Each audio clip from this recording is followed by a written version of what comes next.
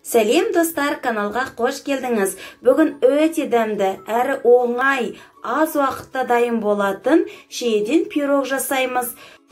Қазір шиені пісіп жатқан кезі, осы сәтті пайдаланып, сіздерге күшті рецепті ұсынбақпын. Видеоны аяғына дейін көріп, каналға тіркеліңіз.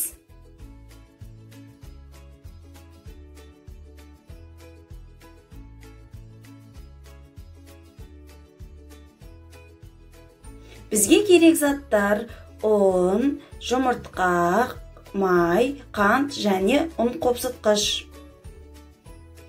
Ең алдымен құрғақ заттарды араластырып аламыз. Оған бөлме температурасында тұрған майды салып, қолмен араластырып аламыз.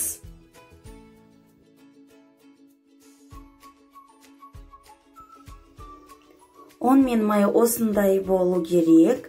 Енді жұмыртқаны салып, жұмсақ қамыр илейміз, бірақ қамырды бір-біріне қосамыз. Сол кезде бізде үгітілмелі қамыр болады. Осы барлығын қосып алдық. Енді екі бөлшекке бөлеміз. Үлкен бөлшегін холодильникке қоямыз, ал кіші бөлшегін морозильный камераға қоямыз 30 минутқа. Енді шиені сүйегінен тазалап аламыз. Және бізге керек қант және крахмал.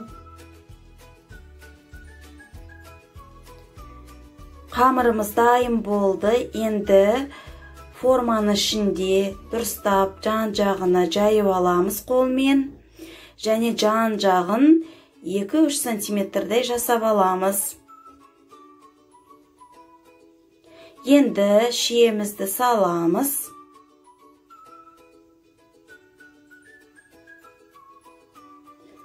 Крахмалды саламыз.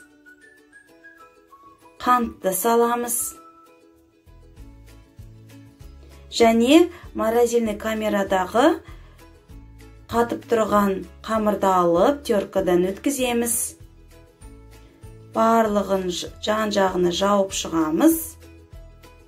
Енді пирогты қызып тұрған духовкада 30-40 минуттай пісіріп аламыз.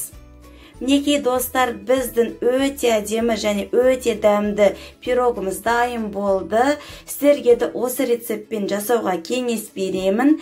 Сіздерге ұнайды деген ойдамын. Мен мята жапырағымен әрлейтін боламын. Сіздер әрлемей-ақ осылай столға қойсаңыздар болады. Өте әдемі көрінеді. Сіздерге видеоны лайк басып, комментарий жазыңыз және каналға тіркелуді ұмытпаңыз. Келесі видеоға дейін сау